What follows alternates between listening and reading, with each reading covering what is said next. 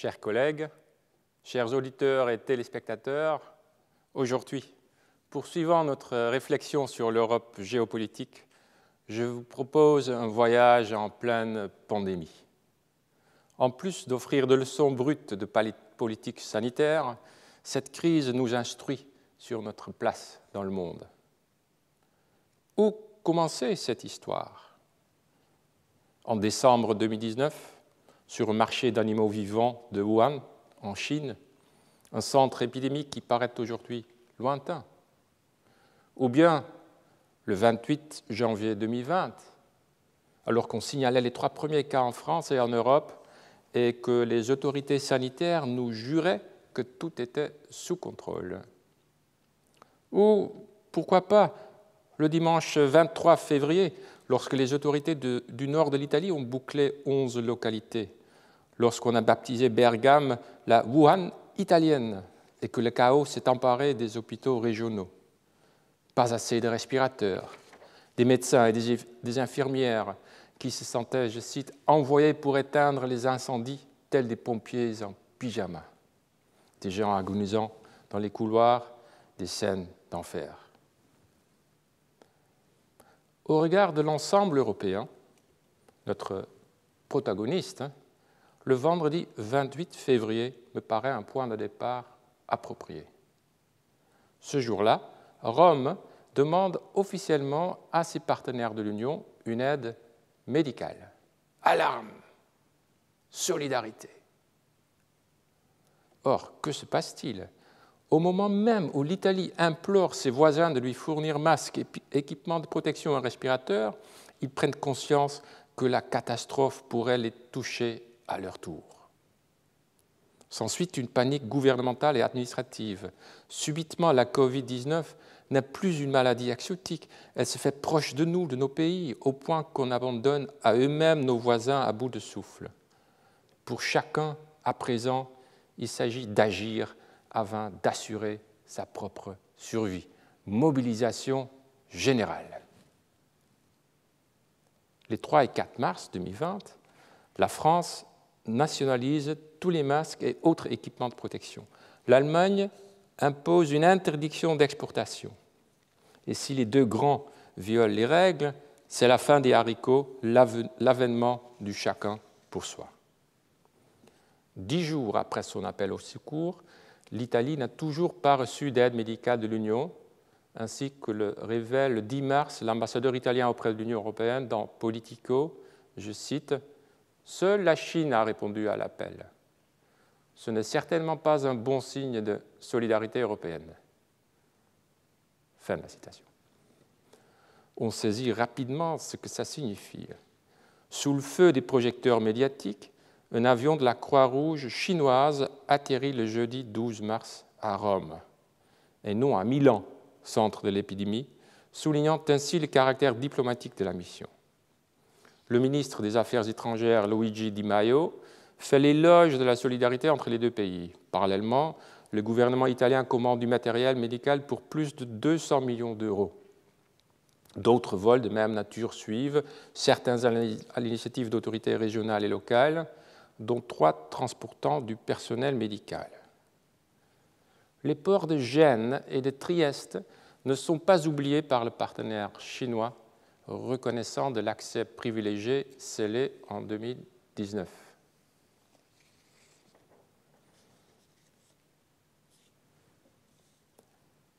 Intitulée « L'Europe face à la Chine », cette conférence, 2e exercice géopolitique, est placée sous le signe de la rareté. Nous allons le voir. Si la pandémie ébranle notre carte mentale du monde, il est bon tout d'abord de prendre conscience qu'elle a contrecarré la vision économique de la doctrine bruxelloise.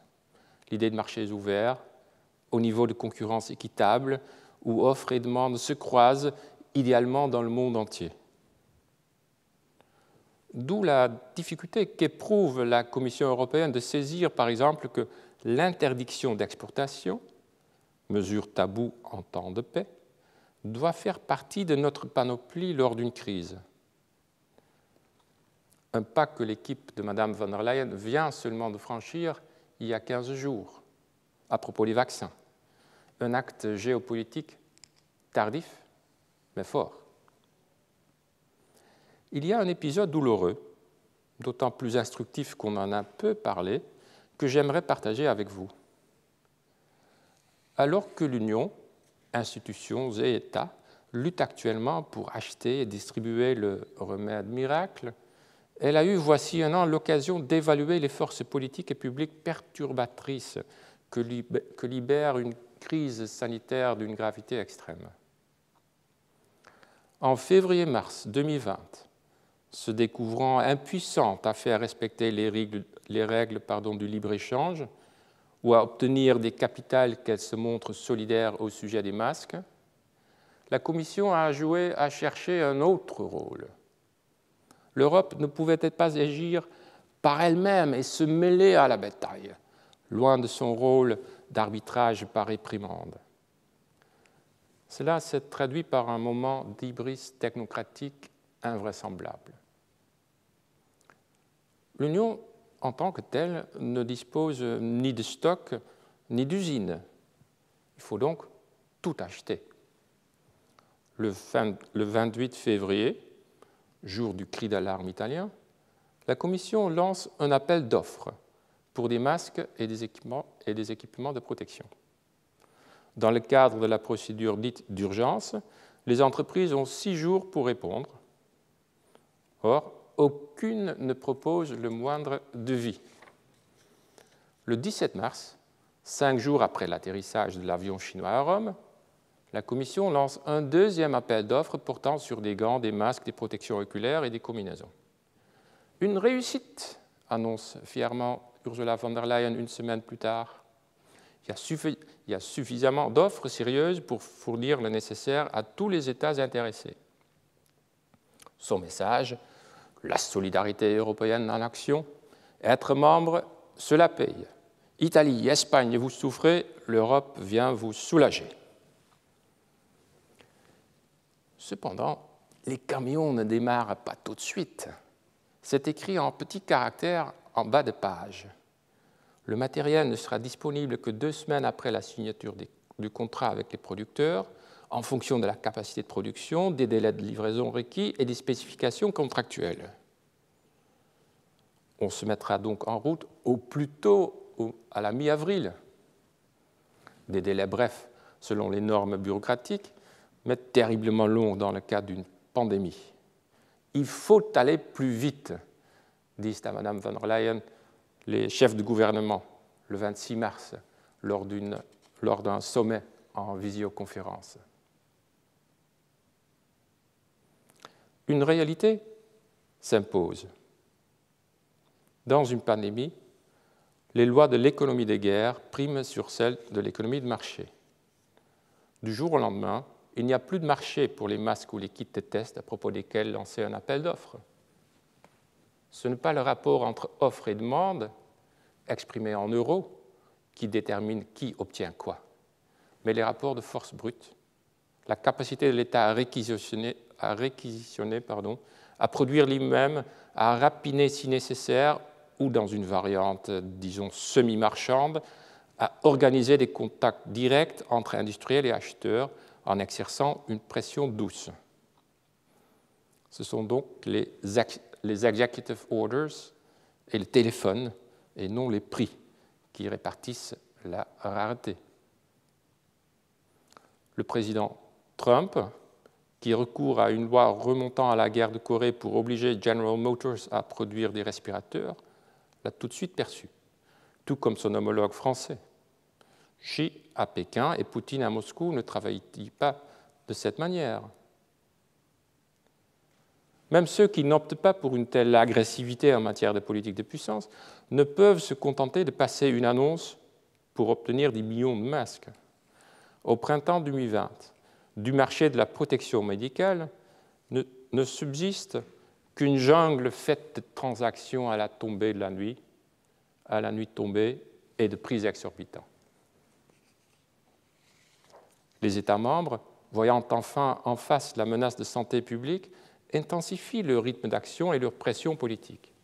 En revanche, les institutions bruxelloises ne peuvent prendre pareil visage. En soi, ce n'est pas grave, mais les choses tournent mal quand ces spécialistes de la politique de la règle et du compromis estiment pouvoir solutionner une pandémie à coup d'appel d'offres, de même qu'ils ont cru pouvoir gommer 5 ans plus tôt le drame des réfugiés par des quotas d'asile tirés de la boîte à outils pour les quotas de pêche. Pareil excès de confiance dans la réglementation face aux grands événements conduit en pratique à des débâcles. Et plus encore, lorsqu'on se pose en sauveur au milieu de la tempête, à une perte de confiance du public.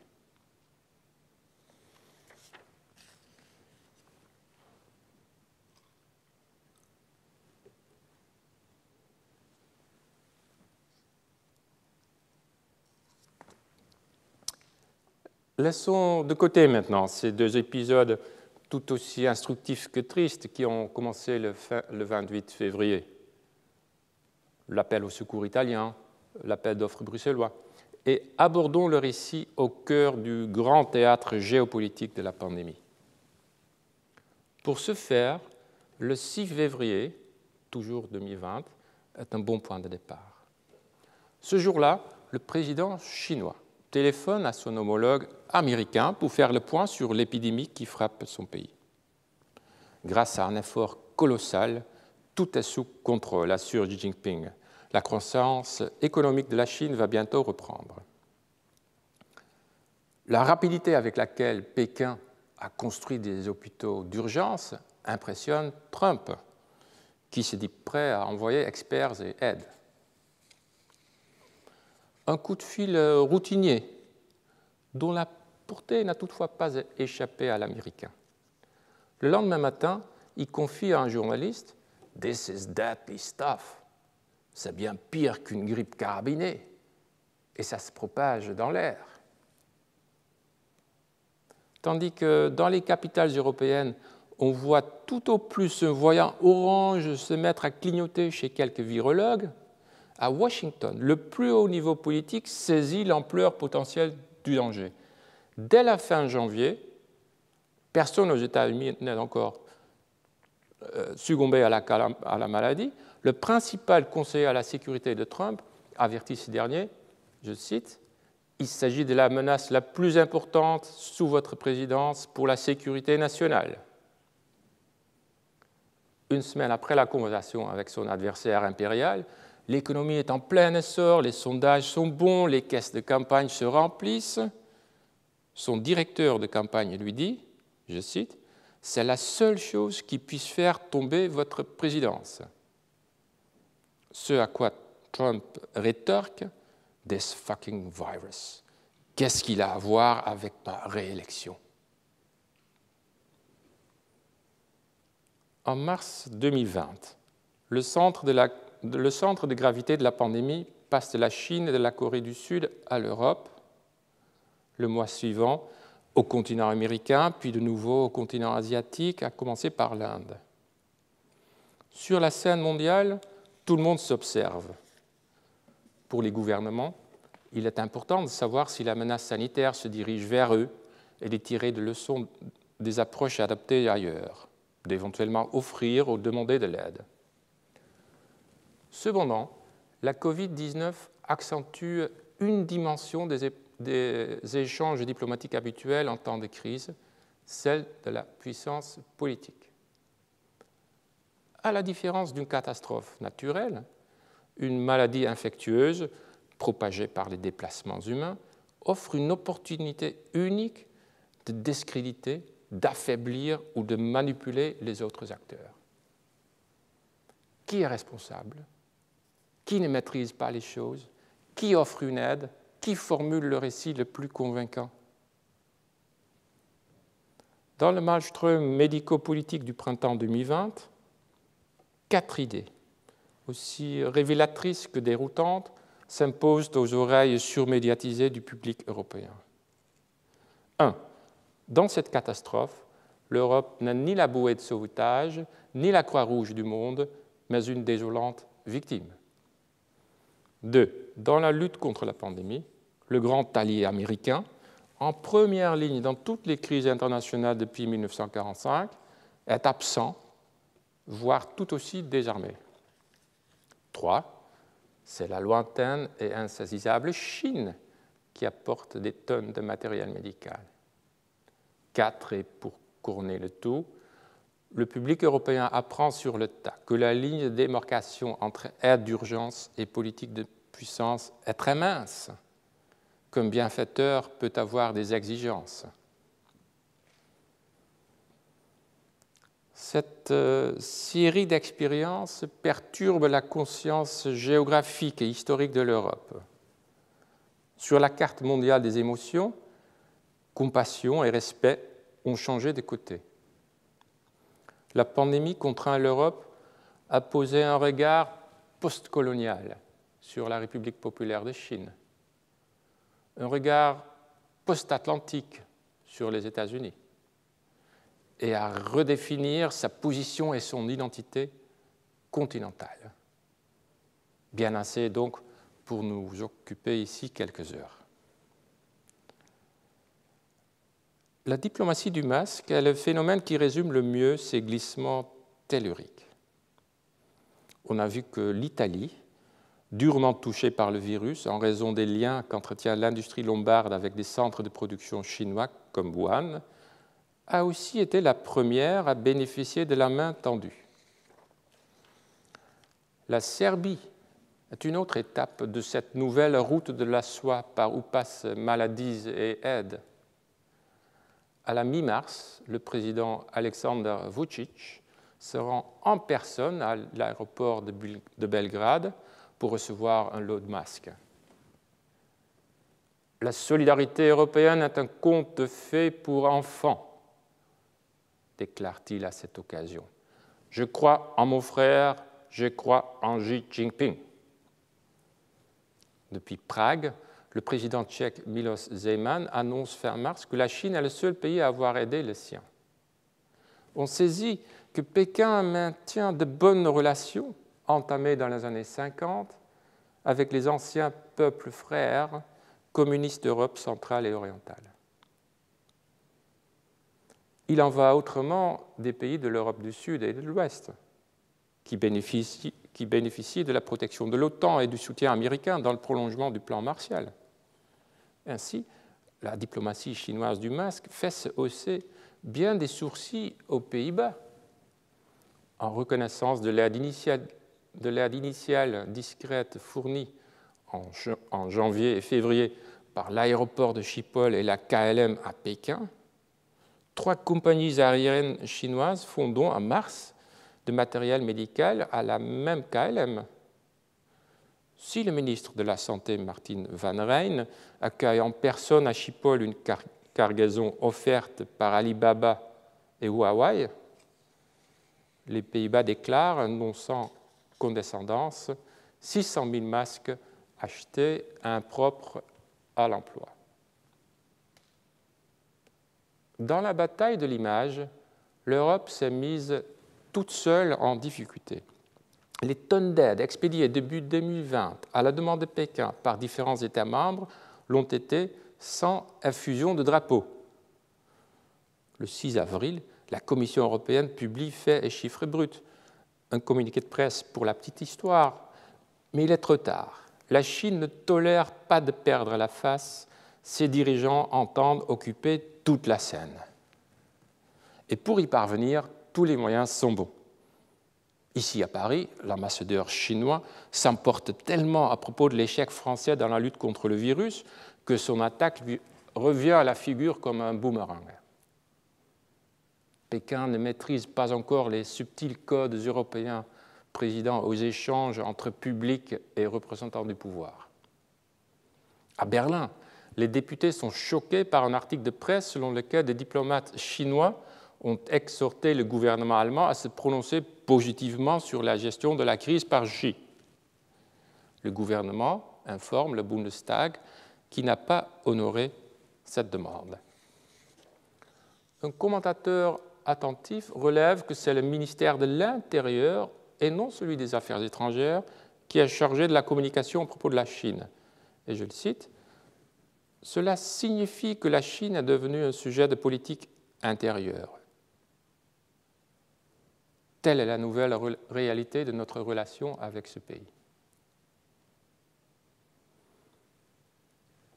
La réponse offensive de la Chine prend plus de relief encore avec la cynique mise en avant de l'inaction américaine.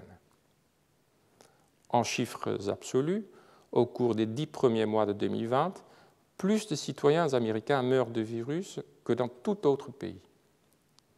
À maintes reprises, Trump minimise le danger en parlant d'une sorte de grippe.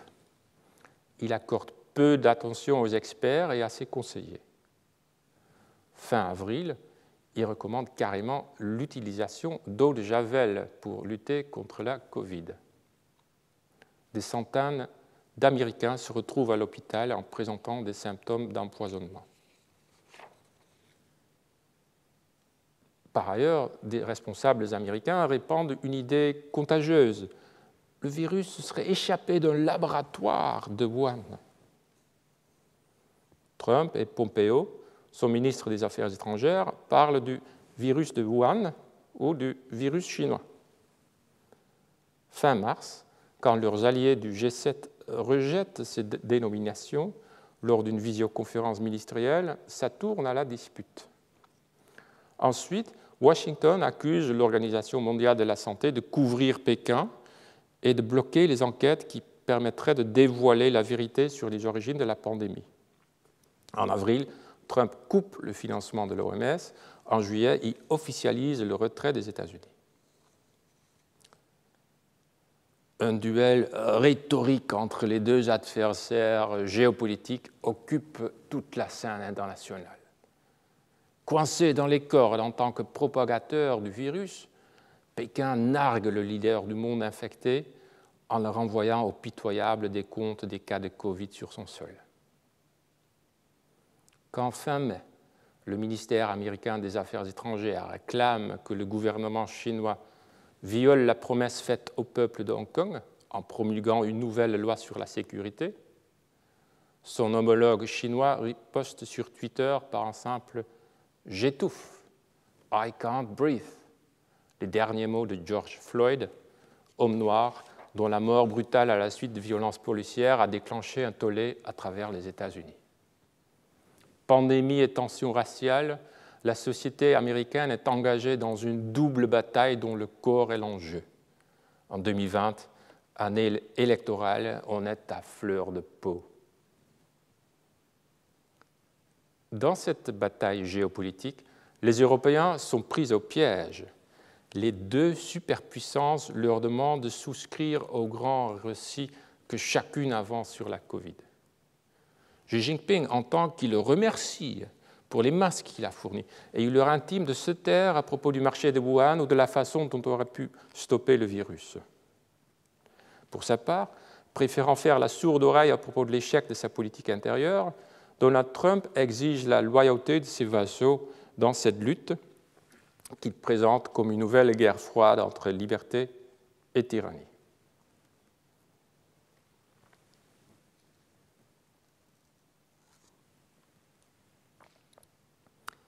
Un incident révélateur montre combien ces forces se font sentir jusque dans les coulisses bruxelloises. L'Union européenne dispose d'un département contre la désinformation. Créé en 2015 pour lutter contre la propagande russe, suite au réveil géopolitique dont nous avons parlé la semaine dernière, ce département s'occupe depuis 2019 aussi de la Chine. Et il écrit, en avril 2020, dans la version provisoire d'un rapport, que Pékin mène une campagne mondiale de désinformation pour éviter d'être le vilain petit canard de la Covid. Or, le texte de ce papier provisoire fuite dans la presse et on craint que la Chine réplique en bloquant des fournitures médicales. Après des pressions exercées depuis Pékin sur les diplomates de l'UE, le terme « répercussion » tombe, on atténue le passage incriminé. Selon le New York Times, un conseiller de Joseph Borrell, représentant des affaires étrangères, intervient pour retarder la publication du rapport. Et aussitôt, des critiques fusent de l'autre côté du champ de force. Pete Hoekstra, ambassadeur trumpien des États-Unis aux Pays-Bas, ne se prive pas de tweeter sur l'intimidation chinoise, je cite, « Les vrais amis ne font pas ça ». Borrell de répliquer devant le Parlement européen, je cite, « Il s'agit d'une pratique normale. Nous ne cédons jamais devant la pression. » Comme il le souligne, faire preuve de diplomatie relève du travail diplomatique. Le brouillon d'une lettre ne se révèle-t-il pas souvent plus direct que la version que l'on envoie au destinataire? Cela ne veut pas dire qu'on vend son âme au diable, mais que l'on tient compte des sensibilités, des conséquences de ses actes, des intérêts en jeu. Ce que les Allemands appellent Prinzipienreiterei, être à cheval sur les principes, face au Parti communiste chinois, peut certes paraître héroïque, mais quand on manque de masques pour protéger sa population, on s'essouffle rapidement. Ainsi, l'Europe tire de premières conclusions des expériences perturbatrices du printemps et de l'été 2020. Compte tenu du duel impérial face à des opposants agressifs ou à de grandes turbulences, la métamorphose géopolitique de l'Europe devient urgente. Et pour ne pas être prise entre l'enclume états-unienne et le marteau de la République populaire, l'Union doit assumer elle-même la production ou la fourniture d'équipements médicaux et pharmaceutiques. Pas de souveraineté narrative sans autonomie stratégique, et inversement.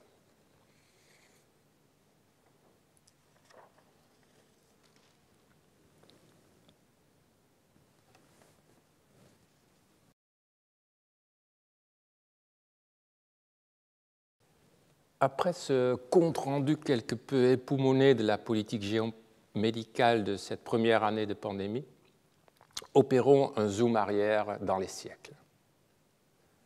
Dans la perception chinoise du temps, la diplomatie des masques de 2020 ressemblera à une compensation historique. Le retournement ironique de la diplomatie de la canonnière des années 1840-1860, lorsque des navires britanniques et bientôt français et américains recoururent à la force pour accéder aux ports et aux marchés chinois, notamment pour vendre de l'opium. À l'époque des trafiquants de drogue européens, aujourd'hui la Croix-Rouge chinoise. Les Chinois n'ont pas non plus oublié le pillage du palais d'été impérial en 1860. Pour que cet épisode reste gravé dans les mémoires, des photos en noir et blanc de soldats britanniques et français, souriant sur le trône impérial, occupent depuis 2011 une place d'honneur dans l'exposition permanente La Voie du rajeunissement au Musée national, place Tiananmen, là où le président Xi a prononcé un discours programmatique à la nation l'année suivante. Les crimes coloniaux ont ouvert le siècle de l'humiliation qu'Européens, Américains et Japonais firent subir à la Chine. Siècle qui, selon l'histoire officielle, n'a pris fin qu'en 1949 grâce à Mao et au Parti communiste. Dans sa longue marche vers la restauration de son rayonnement international, la République populaire, malgré son prestige historico-culturel et son poids démographique, a dû longtemps se contenter d'un rôle secondaire. Certes, les années Mao permirent au pays de se positionner comme troisième superpuissance derrière les États-Unis et la Russie. Mais dans cette Chine régnait anarchie, violence et famine. Il fallait tout attendre 1978 et la libéralisation économique de Deng Xiaoping pour que le pays commence à sortir de la pauvreté et rattrape son retard en devenant l'atelier du monde. Malgré tout, cette formule conservait des traits coloniaux. une Chine industrieuse qui fabrique des marchandises bon marché pour les consommateurs occidentaux et importe en contrepartie machines de haute qualité et produits de luxe. Il n'empêche, au cours des dernières décennies, la prospérité de la Chine s'est traduite politiquement. Une puissance manifeste pour la première fois en 2008. Le 8 août, le monde s'est réuni à Pékin pour suivre la cérémonie d'ouverture des premiers Jeux olympiques organisés dans ce pays. D'ailleurs, quelques heures seulement après que la guerre a éclaté dans le Caucase entre Russie et Géorgie. Les dirigeants chinois s'emparent de la fête sportive pour envoyer un message géopolitique clair. Nous sommes de retour. Peu de téléspectateurs européens en 2008 ont pu deviner à quelle vitesse ce phénomène allait affecter leur quotidien. La flamme olympique à peine éteinte à Pékin, Lehman, une grande banque d'affaires, s'effondrait à New York. La panique et l'impuissance alors affichées par l'élite politique et bancaire américano-européenne fit perdre à cette dernière une grande part de son crédit auprès des électeurs et du reste du monde. Cette débâcle a renforcé la Chine dans ses choix économiques et politiques. N'était-elle pas la seule grande économie à poursuivre sa croissance, dépassant bientôt le Japon au rang de deuxième économie mondiale? En novembre 2008, le G20 s'est réuni pour la première fois sous la forme d'un sommet. Tout le monde peut constater que le G8 des puissances industrielles occidentales a fait son temps. Se réunir pour parler de la crise mondiale ne fait plus sens sans la présence de la Chine à la table des négociations. Au passage, l'Inde, le Brésil, l'Arabie saoudite, la Turquie obtiennent à leur tour une chaise. Ce cercle élargi ne peut dissimuler que la question centrale porte dorénavant sur la relation financière entre États-Unis et Chine, au point qu'on se met à parler d'un G2. Conséquence de la crise bancaire et de la crise de l'euro qui suivit, de nombreux gouvernements européens se retrouvent à court d'argent, d'investisseurs, d'acheteurs de dettes publiques, de marchés d'exportation, et la Chine se profile comme une béquille financière. En 2012, à l'initiative de la Pologne, Pékin a créé avec les États d'Europe orientale et des Balkans le forum 16+1, une rencontre annuelle entre les dirigeants de la région et le président chinois. Les partenaires d'Europe de l'Est intéressent la Chine dans le cadre, entre autres, de l'initiative Belt and Road, lancée en 2013 par Xi. L'Europe est le terminus occidental de la nouvelle route de la soie. Retour ici aussi de la géographie. La ligne ferroviaire Belgrade-Budapest, financée en partie par les Chinois, en est une liaison terrestre phare. L'achat par la Chine du port grec du Pirée est désormais considéré comme un échec stratégique de l'ensemble européen. Du fait de la politique d'austérité causée par la crise de l'euro, Pékin a acquis un atout géopolitique majeur pour un prix dérisoire. D'ailleurs, les Grecs avaient aussi demandé au port de Rotterdam s'ils n'étaient pas intéressés d'acheter Pirée, mais ils ont décliné l'offre en souriant. Les entreprises publiques chinoises sont également actives dans d'autres ports de la Méditerranée et ailleurs, par exemple à Zeebrugge, Anvers, Rotterdam ou à Sines, au Portugal. Il s'agit du volet maritime de la route de la soie.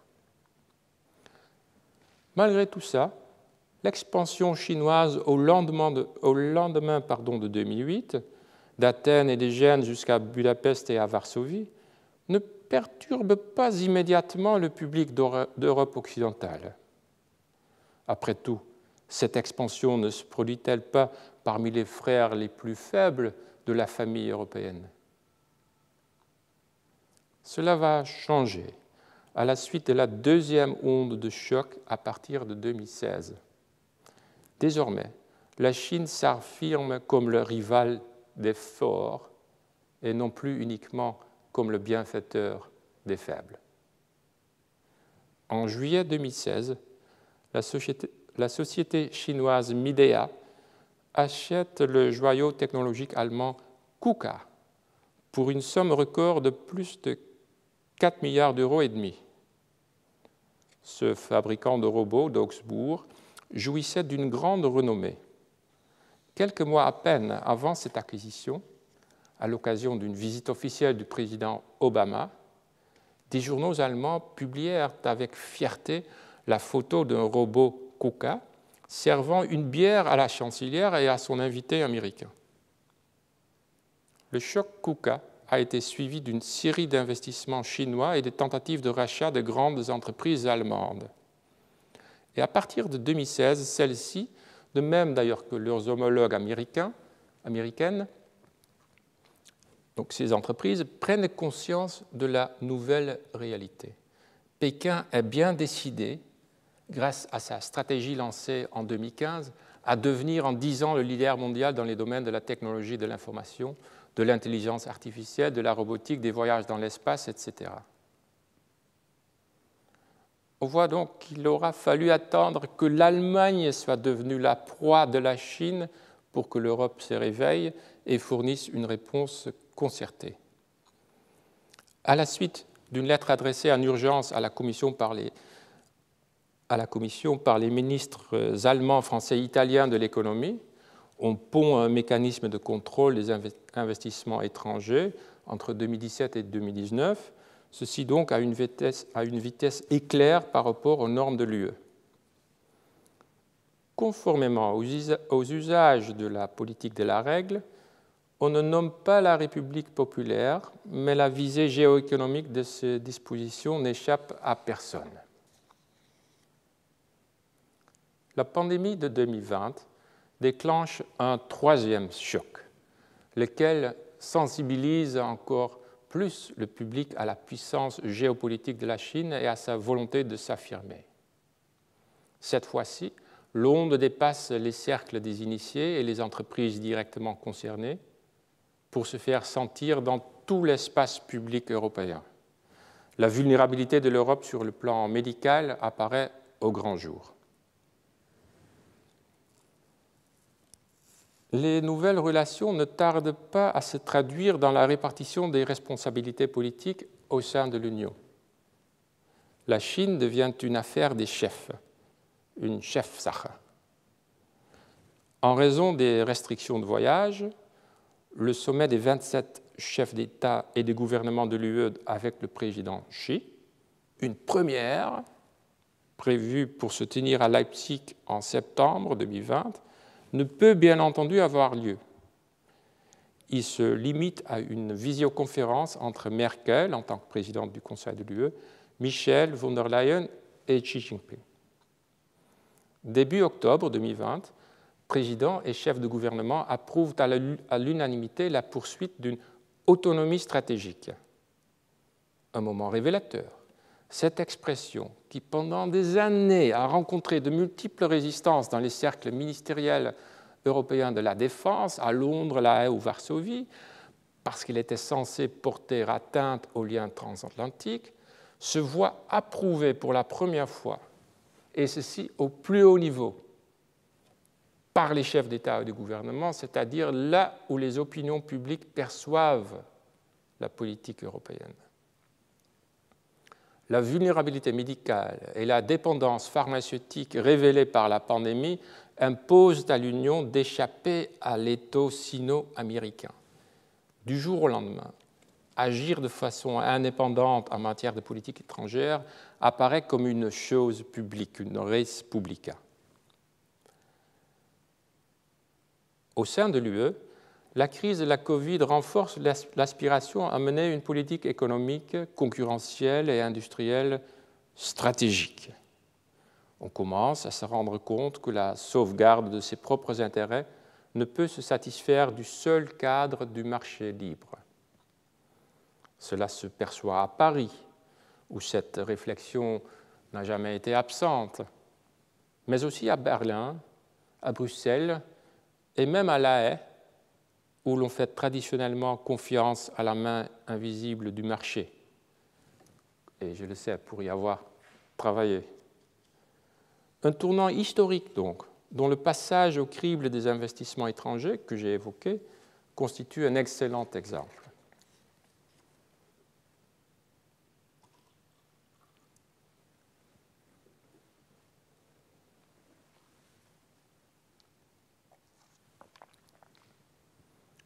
Depuis des siècles, l'Europe mène une politique commerciale offensive visant à forcer l'ouverture des marchés étrangers. À cet égard, les règles actuelles de l'OMC en faveur de conditions de concurrence équitables, le fameux level playing field, sont le successeur parfait de l'ancienne diplomatie de la canonnière. Entre-temps, on éprouve la nécessité d'une stratégie défensive. D'autres puissances déterminent désormais les règles du jeu à partir desquelles l'Europe doit défendre son bien-être, son économie et ses ambitions. Et les sociétés européennes, qui se considèrent comme le centre du monde et la mesure de toute chose, n'ayant guère été remises en cause depuis 1800 sur ce point, ont besoin de temps pour se faire à la confiance en soi affirmée de la Chine. Il est indéniable que la pandémie ouvre les yeux du public européen. La Chine est en train de modifier considérablement l'ordre mondial hérité des 19e et 20e siècles. La stratégie économique de ce pays est d'une portée que l'Europe n'est pas habituée à reconnaître à d'autres puissances, si ce n'est à elle-même et aux États-Unis. Au jeu de ces autres puissances, cependant, il n'y a rien de nouveau sous le soleil, sauf que les rôles sont inversés. La Chine y voit d'ailleurs le rétablissement de l'ordre naturel des choses. Cela exige de l'UE une réflexion sur elle-même, un repositionnement et une reconsidération des règles du jeu géopolitique.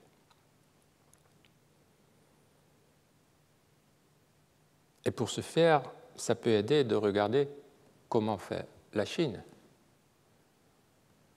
La pandémie met en évidence trois caractéristiques fondamentales de la Chine en tant qu'acteur stratégique, trois énormes atouts. Premièrement, la réflexion à long terme.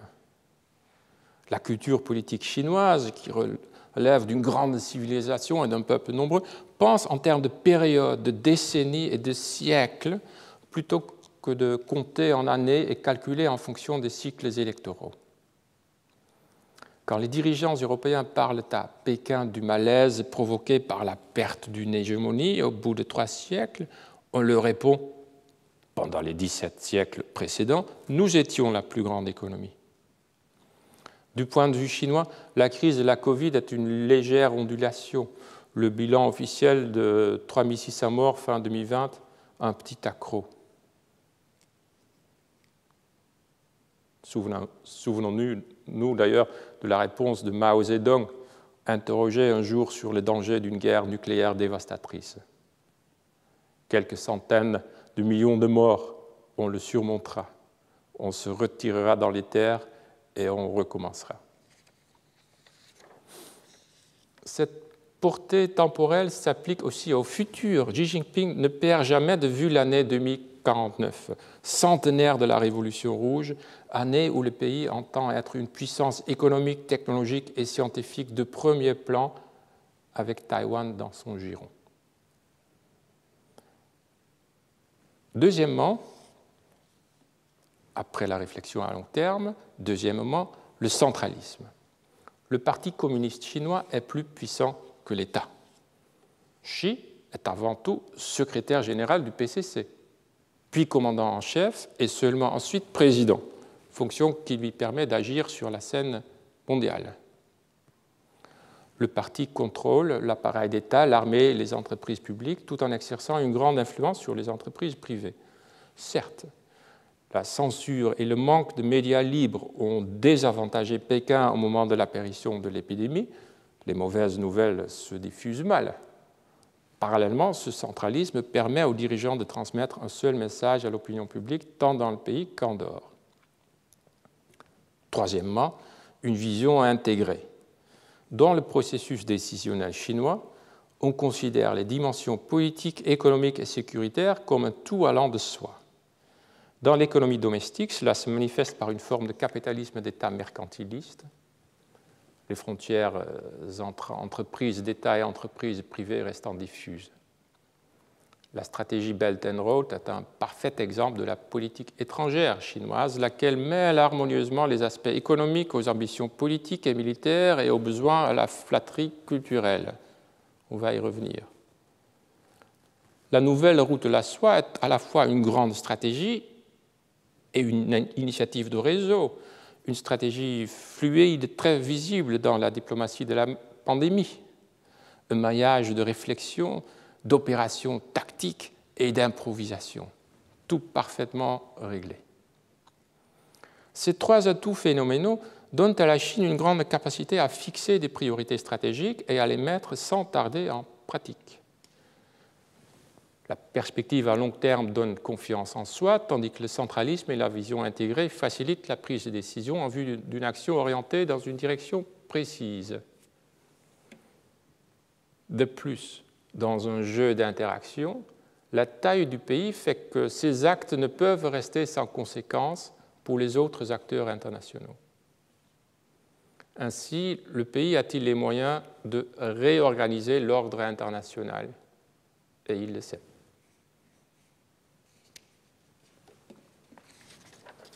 Pour l'essentiel, la Chine copie la stratégie de l'Amérique du XXe siècle, mais au XXIe, la Pax Sinica. Après tout, les États-Unis, eux aussi, reliaient de façon visible et sans ambiguïté économie, sécurité, commerce, rayonnement culturel et géopolitique en une grande stratégie.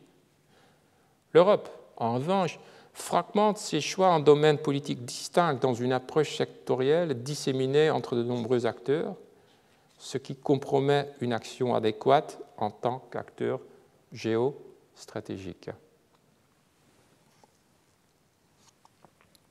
Cependant, l'UE commence à prendre conscience de sa propre faiblesse stratégique et de la nécessité de recalibrer sa politique à l'égard de la Chine. Au printemps 2019, un an donc avant d'être touchée par la Covid, l'Europe produit un remarquable document stratégique, remarqué partout, y compris à Pékin. Je peux en témoigner, ayant rencontré quelques semaines plus tard, lors d'un séjour, des membres du parti et des ministères. Ce document stratégique définit trois rôles que la Chine joue pour l'Europe et pour l'UE.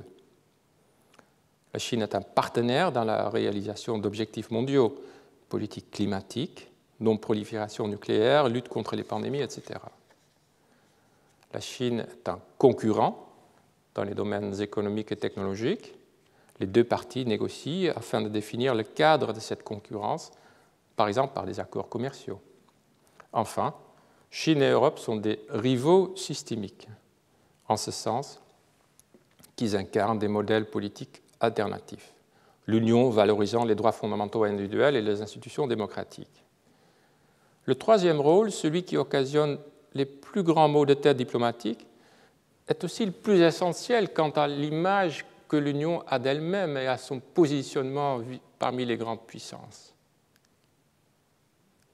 Rivalité systémique, cela veut dire que 30 ans après la chute du mur et la fin de l'histoire annoncée par Fukuyama, l'Europe tire un trait sur la pensée selon laquelle la démocratie libérale serait la panacée universelle.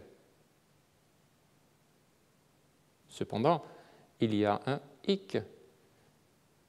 Quiconque voit un rival systémique doit savoir aussi se regarder soi-même. Quiconque reconnaît que tous sur cette planète ne sont pas appelés à devenir les mêmes ne peut plus se contenter d'une image de soi qui en appelle à des valeurs universelles. À partir du moment où la Chine rivale se manifeste comme civilisation et superpuissance, quelle histoire, quelle image de soi et quelle puissance l'Europe est-elle prête à lui opposer? Est-elle capable de lui opposer? Des questions que nous aborderons dans les deux prochaines conférences.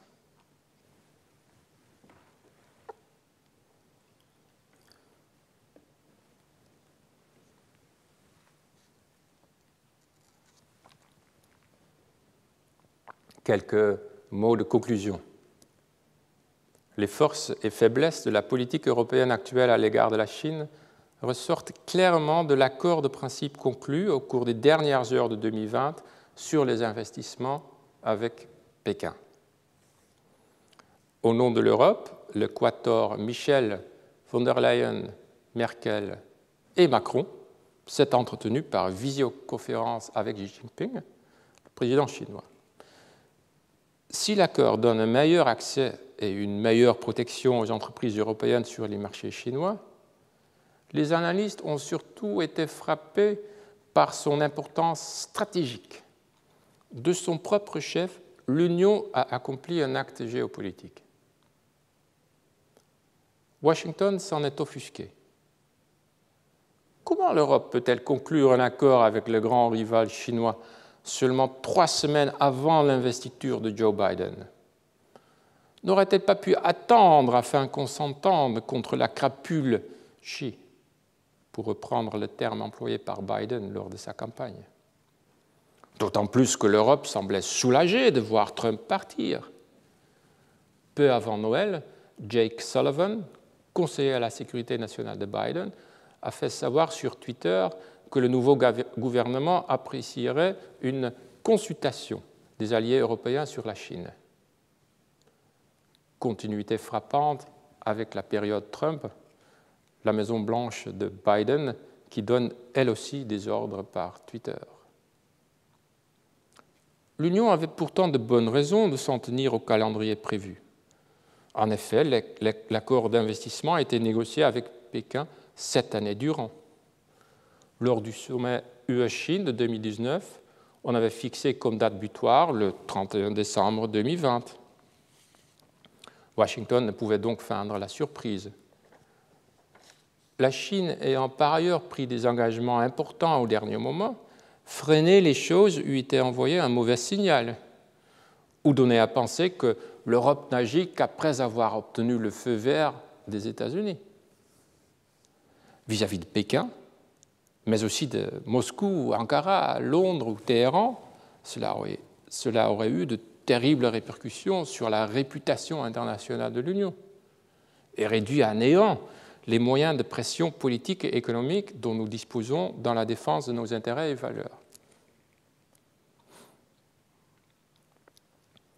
Si cet acte géopolitique de l'Union a été une force, il n'a pas tardé à révéler une faiblesse. Presque personne, côté européen, n'a défendu officiellement l'accord. La présidente de la Commission semble s'en distancier. Le président Macron estime sans doute en avoir assez fait en accordant ce succès à Merkel.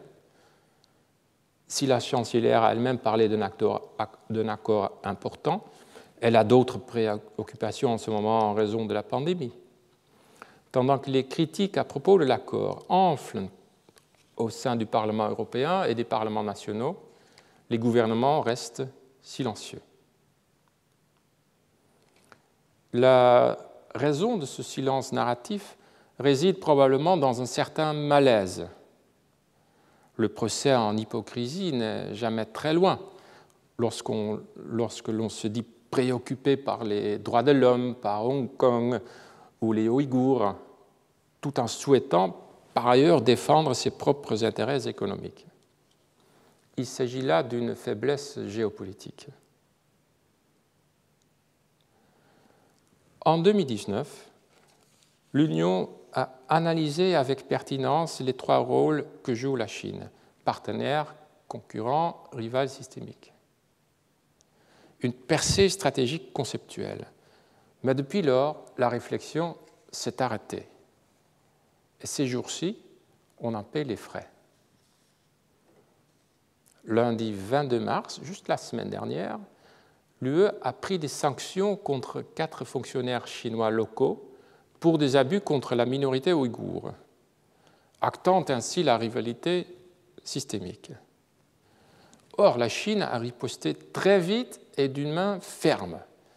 10 parlementaires, 27 ambassadeurs et quelques institutions, dont un grand think tank à Berlin, placés sur une liste noire. en attendant des mesures encore plus sévères si on ne fait pas demi-tour. L'Europe ne s'attendait pas à une telle réplique. L'accord sur les investissements était censé jouer un rôle d'apaisement. Mauvais calcul, visiblement. Les Chinois n'acceptent plus les leçons de morale. Une nouvelle expérience. Jusque-là, les sanctions européennes visaient d'habitude des dictateurs lointains et ne heurtaient quasiment personne chez nous, à part l'un ou l'autre exportateur d'armes, par exemple.